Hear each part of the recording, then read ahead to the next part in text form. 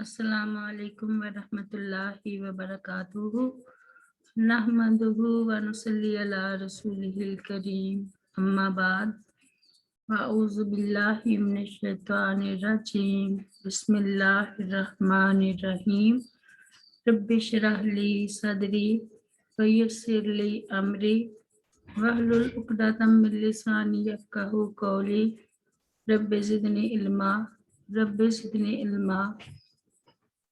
رب زدنا علما اللہم فقہنا فی الدین رب یسر ولا تعسر وتمم بالخیر۔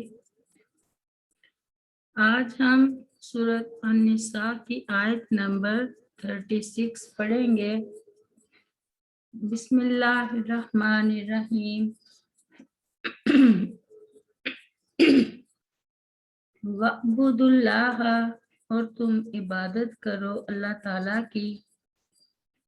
وَلَا تُشْرِكُوا، اور نہ شریک ٹھہراؤ، بِهِ ساتھ اس کے، شیئاً کسی چیز کو، وَبِالْوَالِدَيْنِ، اور ماں باپ کے ساتھ، احساناً احسان کرو، وَبِذِي الْقُرْبَى، اور رشتہ داروں کے ساتھ، وَالْيَتَامَى، اور یتیموں کے ساتھ، والمساکین، اور مسکینوں کے ساتھ، والجار ذی القربى، اور قرابت دار پڑوسی کے ساتھ، والجار الجنبی، اور اجنبی پڑوسی کے ساتھ، والصاحبی بالجنبی، اور ہم نشین کے ساتھ، وابن السبیل، اور مسافر کے ساتھ، وما ملکت، اور ان کے ساتھ جن کے مالک ہوئے، ایمانکم، تمہارے دائیں ہاتھ، ان اللہ، بلا شبہ اللہ تعالی، لا یحب، نہیں پسند کرتا، من، اس کو جو، کانا ہے، مختالاً، اترانے والا، فخورا، فخر کرنے والا۔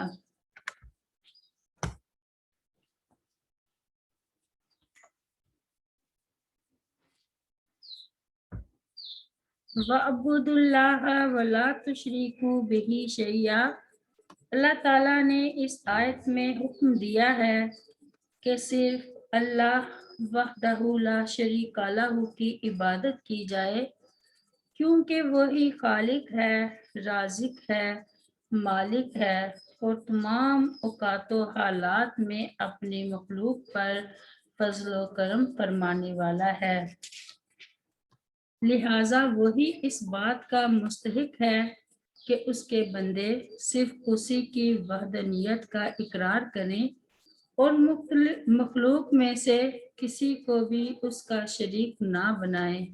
ارشاد ربانی ہے، وَقَضَىٰ رَبُّكَ أَلَّا تَعْبُدُوا إِلَّا إِيَّاهُ، سورۃ بنی اسرائیل میں، اور تیرے رب نے فیصلہ کر دیا ہے کہ اس کے سوا کسی کی عبادت نہ کرو، اور فرمایا، ان اللہ لا یغفر ان یشرک بہ ویغفر ما دون ذلک لمن یشاء ومن یشرک باللہ فقد افتری اثما عظیما، سورۃ النساء میں، بے شک اللہ تعالیٰ اس بات کو نہیں بخشے گا کہ اس کا شریک بنایا جائے، اور وہ بخش دے گا جو اس کے علاوہ ہے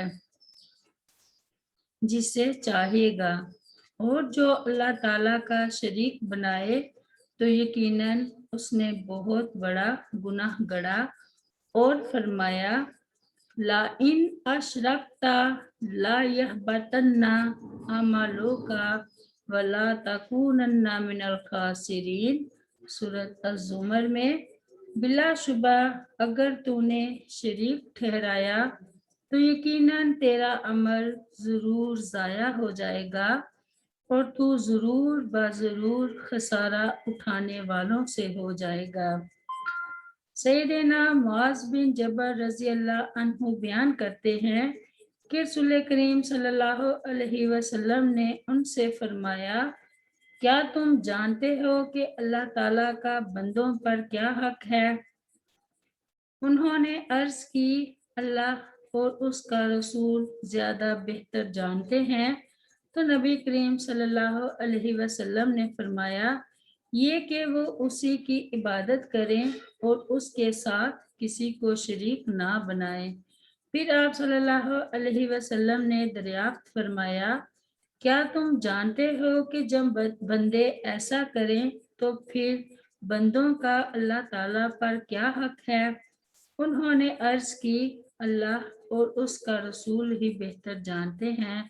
تو نبی کریم صلی اللہ علیہ وسلم نے فرمایا یہ کہ وہ انہیں عذاب نہ دے۔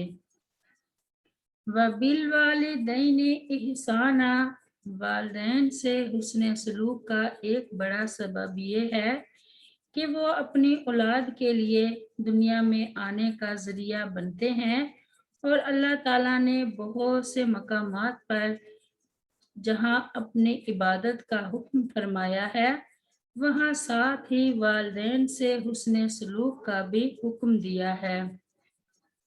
ارشاد باری تعالیٰ ہے قُلْ تَعَالَوْا أَتْلُ مَا حَرَّمَ رَبُّكُمْ عَلَيْكُمْ أَلَّا تُشْرِكُوا بِهِ شَيْئًا وَبِالْوَالِدَيْنِ إِحْسَانًا۔ سورۃ الانعام میں کہہ دے آؤ میں پڑھوں جو تمہارے رب نے تم پر حرام کیا ہے۔ اس نے تاکیدی حکم دیا ہے کہ اس کے ساتھ کسی چیز کو شریک نہ ٹھہراؤ اور ماں باپ کے ساتھ خوب احسان کرو، اور فرمایا وَوَصَّيْنَا الْإِنسَانَ بِوَالِدَيْهِ حَمَلَتْهُ أُمُّهُ وَهْنًا عَلَى وَهْنٍ وَفِصَالُهُ فِي عَامَيْنِ أَنِ اشْكُرْ لِي وَلِوَالِدَيْكَ إِلَيَّ الْمَصِيرُ۔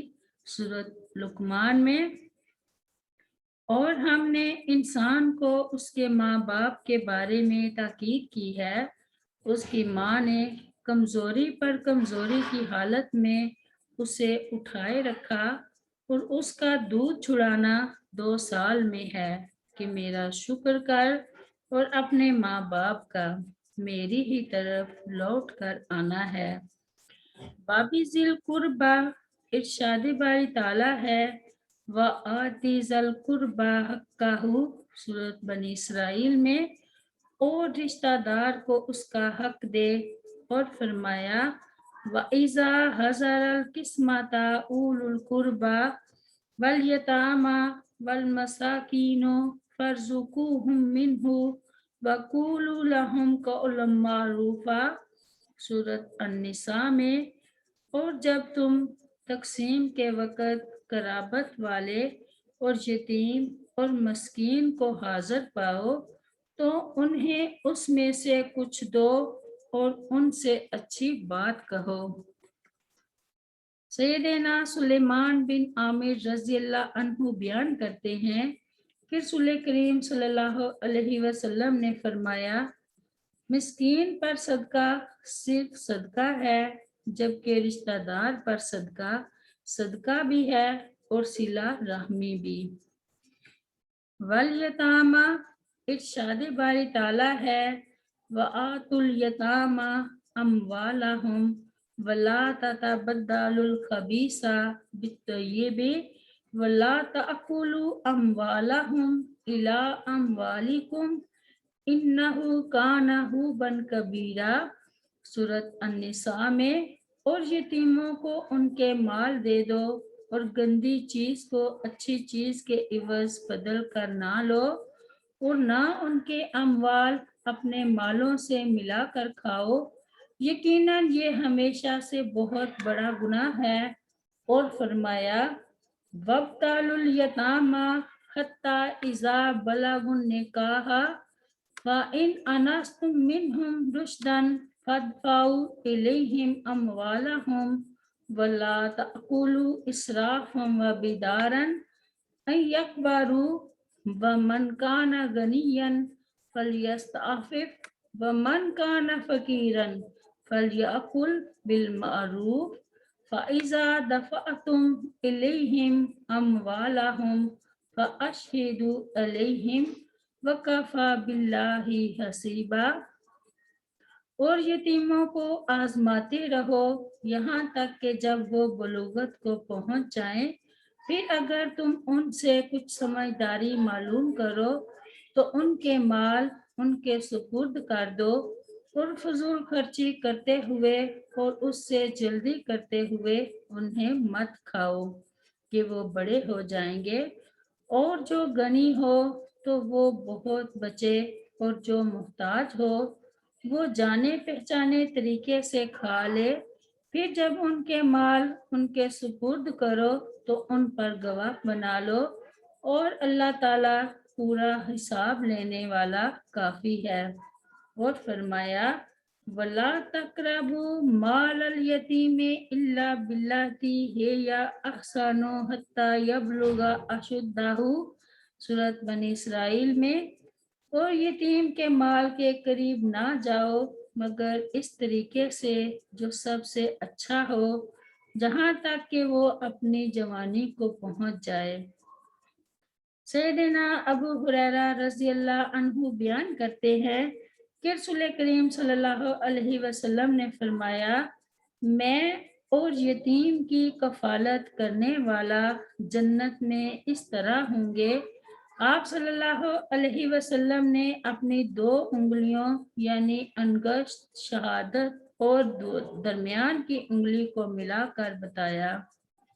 والمساکین، ارشاد باری تعالیٰ ہے، کل ما انفقتم من خیر فللوالدین والاقربین والیتامى والمساکین وابن السبیل، سورۃ البقرہ میں، کہہ دے تم خیر میں سے جو بھی خرچ کرو سو وہ ماں باپ اور زیادہ قرابت والوں اور یتیموں اور مسکینوں اور مسافر کے لیے ہے۔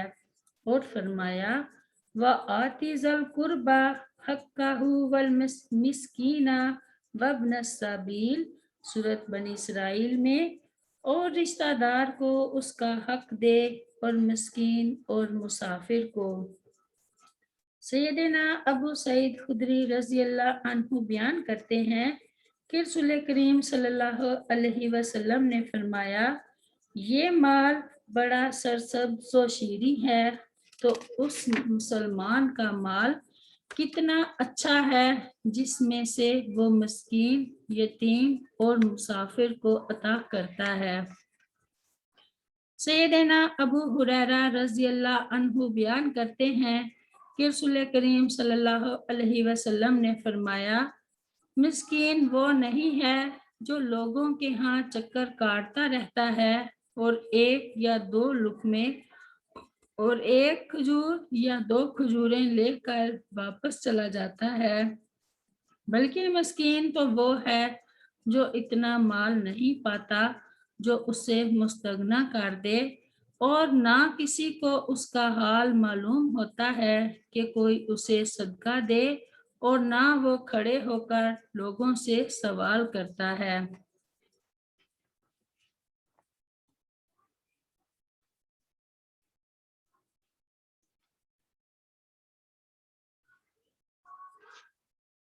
والجار ذی القربى والجار الجنوبی، قرابت والے ہمسائے سے مراد رشتہ دار ہمسایہ ہے، اور اجنبی ہمسائے سے مراد غیر رشتہ دار ہمسایہ ہے۔ ہمسائیگی کے حقوق کی نگہداشت میں متعدد احادیث وارد ہیں۔ سیدنا ابو ہریرہ رضی اللہ عنہ بیان کرتے ہیں کہ رسول کریم صلی اللہ علیہ وسلم نے فرمایا، جو شخص اللہ اور روز قیامت پر ایمان رکھتا ہو اسے چاہیے کہ اپنے پڑوسی کو تکلیف نہ پہنچائے۔ سیدنا عبداللہ بن عمر رضی اللہ عنہ بیان کرتے ہیں کہ رسول کریم صلی اللہ علیہ وسلم نے فرمایا، جبرائیل علیہ السلام مجھے ہمیشہ پڑوسی کے متعلق وصیت کرتے رہے، جہاں تک کہ مجھے گمان ہونے لگا کہ وہ پڑوسی کو وارث بھی قرار دے دیں گے۔ سیدنا ابو شری رضی اللہ عنہ بیان کرتے ہیں کہ رسول کریم صلی اللہ علیہ وسلم نے فرمایا، اللہ کی قسم وہ شخص مومن نہیں ہو سکتا अल्लाह की कसम वो शख्स मोमिन नहीं हो सकता, अल्लाह की कसम वो शख्स मोमिन नहीं हो सकता। सहाबा कराम रज़ियल्लाहु अन्हुम ने अर्ज की, ए अल्लाह के रसूल सल्लल्लाहु अलैहि वसल्लम, कौन शख्स? फरमाया, वो शख्स जिसकी इज़ा रसानी से उसका पड़ोसी महफूज ना हो। सैयदना अब्दुल्ला बिन उमर रज़ियल्लाहु अन्हु बयान करते हैं कि रसूल करीम सल्लल्लाहु अलैहि वसल्लम ने फरमाया, दोस्तों में से बेहतर वो शख्स है जो अपने दोस्त के लिए बेहतर हो, और पड़ोसियों में से बेहतर वो है जो अपने पड़ोसी के लिए बेहतर हो।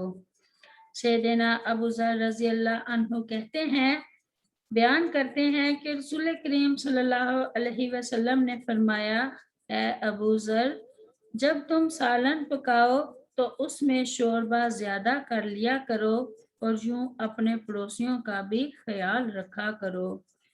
सैयदना अब्दुल्ला बिन मसूद रज़ियल्लाहु अन्हु बयान करते हैं, मैंने अर्ज की, ए अल्लाह के रसूल सल्लल्लाहु अलैहि वसल्लम, कौन सा गुनाह सबसे बड़ा है? तो आप सल्लल्लाहु अलैहि वसल्लम ने फरमाया, ये कि तू किसी को अल्लाह ताला का शरीक ठहराए हालांकि उसने तुझे पैदा किया है।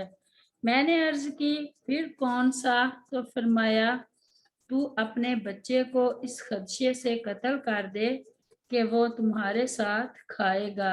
मैंने अर्ज की, फिर कौन सा? तो फरमाया, ये कि तुम अपने पड़ोसी की बीवी के साथ बदकारी करो। वह साहिबी बिल जम्बी, पहलू के साथी से हम नशीन दोस्त, सफर का साथी, बीवी, इल्म सीखने के लिए आने वाले या कारोबारी सिलसिले में पास बैठने वाले सब इसमें आ जाते हैं। वब्न सबील, इरशादी बारी ताला है, व आतिजल कुर्बा हक्काहु वल मिस्कीना वब्न सबील, सूरत बनी इसराइल में, और रिश्तेदार को उसका हक दे, और मिस्कीन और मुसाफिर को। और फरमाया, वालमु अन्नमा गनिमतुम मिन शैइन फअन्ना लिल्लाहि खुमुसहु वलिर्रसूली वलिजिल कुर्बा वल यतामा वल मसाकीनी वब्न सबील, सूरत अल अनफाल में।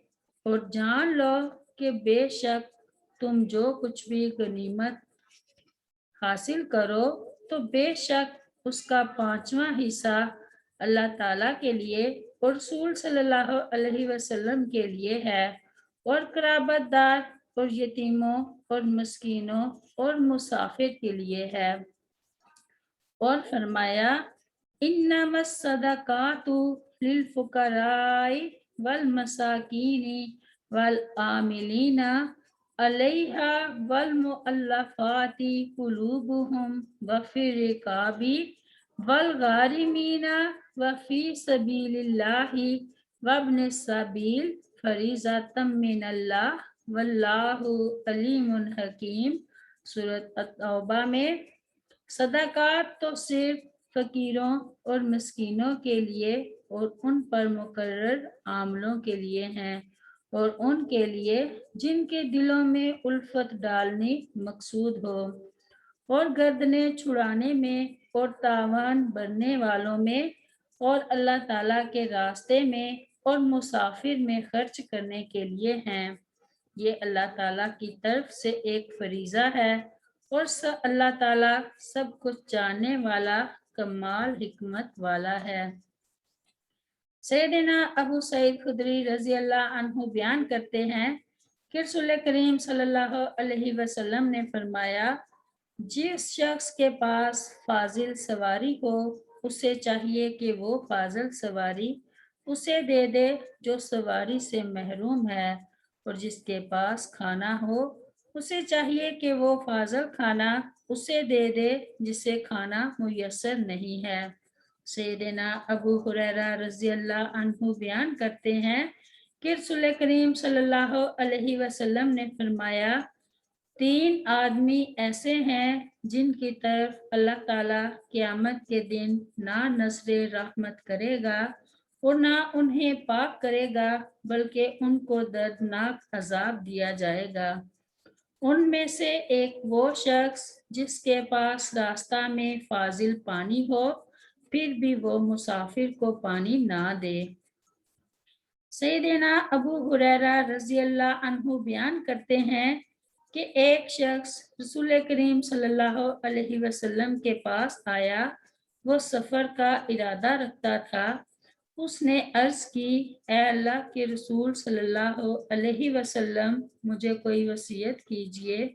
تو آپ صلی اللہ علیہ وسلم نے فرمایا، میں تمہیں اللہ تعالیٰ سے ڈرنے اور ہر بلند مقام پر چڑھتے ہوئے تکبیر کہنے کی وصیت کرتا ہوں۔ ما ملکت ایمانکم سے مراد غلام لونڈیاں ہیں، کیونکہ وہ ملکیت میں ہونے کی وجہ سے بالکل ہی بے بس ہیں۔ سیدنا علی رضی اللہ عنہ بیان کرتے ہیں کہ رسول کریم صلی اللہ علیہ وسلم نے مرض الموت میں اپنی امت کو وصیت کرتے ہوئے فرمایا، نماز نماز اور اپنے غلاموں کے بارے میں اللہ تعالیٰ سے ڈرتے رہنا۔ سیدنا ابو ذر رضی اللہ عنہ بیان کرتے ہیں، میرے اور ایک شخص کے درمیان جو غلام تھا کچھ سخت کلامی ہوئی۔ اس کی ماں اجمی تھی، میں نے اسے برا بھلا کہا اور اس کو اس کی ماں کی بنیاد پر آڑ دلائی، تو اس نے نبی کریم صلی اللہ علیہ وسلم سے اس واقعہ کا تذکرہ کیا۔ آپ صلی اللہ علیہ وسلم نے مجھ سے دریافت فرمایا، کیا تم نے اس سے برا بھلا کہا ہے؟ میں نے عرض کی، ہاں۔ آپ صلی اللہ علیہ وسلم نے فرمایا،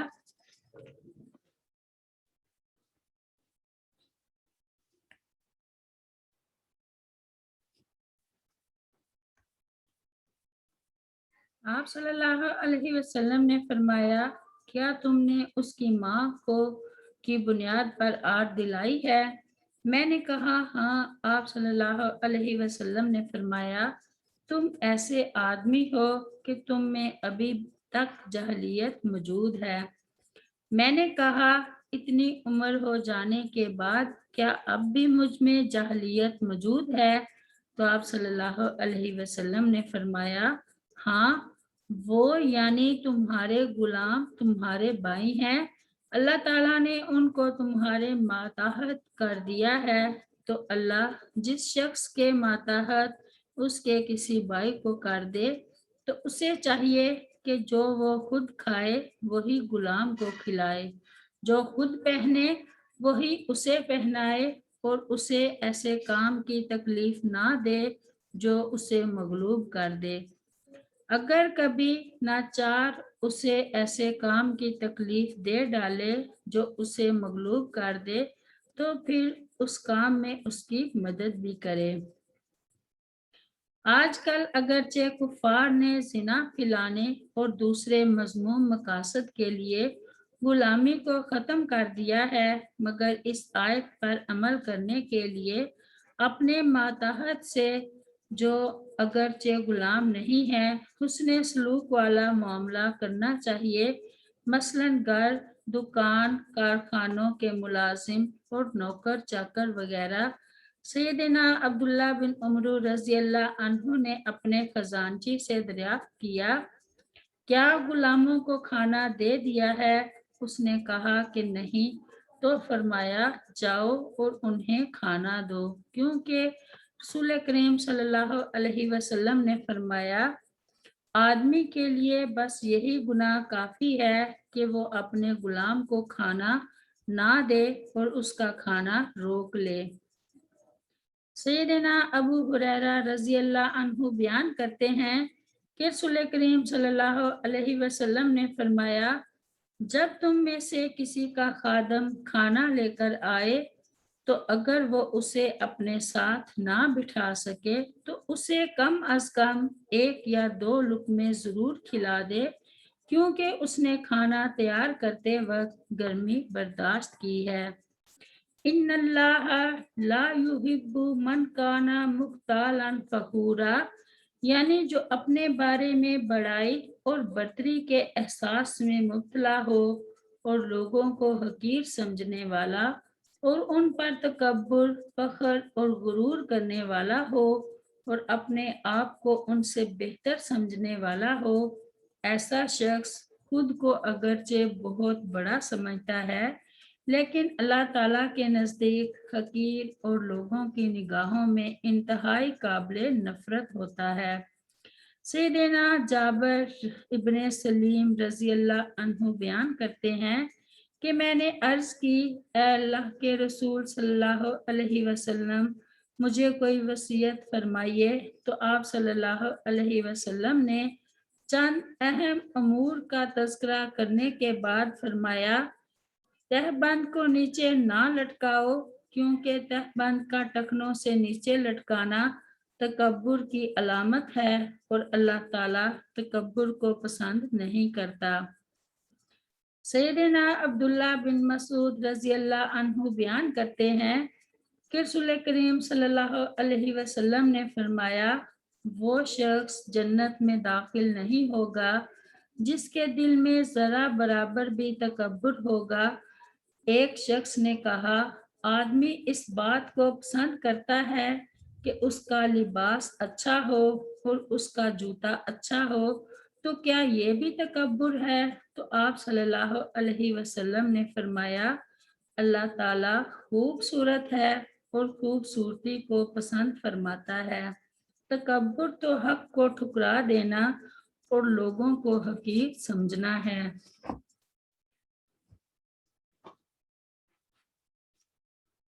فخر و تکبر، غرور اللہ تعالیٰ کو سخت ناپسند ہیں، بلکہ ایک حدیث میں جہاں تک آتا ہے کہ وہ شخص جنت میں نہیں جائے گا جس کے دل میں رائی کے ایک دانے کے برابر بھی تکبر ہوگا۔ صحیح مسلم کتاب الایمان باب تحریم الکبر بیانہ، حدیث نمبر 91، جہاں تکبر کی بطور خاص مذمت سے یہ مقصد ہے کہ اللہ تعالیٰ کی عبادت اور جن جن لوگوں سے حسن سلوک کی تاکید کی گئی ہے اس پر عمل وہی شخص کر سکتا ہے جس کا دل تکبر سے خالی ہوگا۔ متکبر اور غرور شخص صحیح معنوں میں ناحق عبادت ادا کر سکتا ہے اور نہ اپنے اور بیگانوں کے ساتھ حسن سلوک کا اہتمام کر سکتا ہے۔ اللہ تعالیٰ ہمارے دلوں سے تکبر کو ختم کر دے اور ہمیں صحیح معنیوں میں اسلام کے اصولوں پر چلنے کی توفیق عطا فرمائے، آمین یا رب العالمین۔ السلام علیکم ورحمۃ اللہ وبرکاتہ۔ سبحان ربک رب العزت عما یصفون وسلام علی المرسلین والحمد للہ رب العالمین۔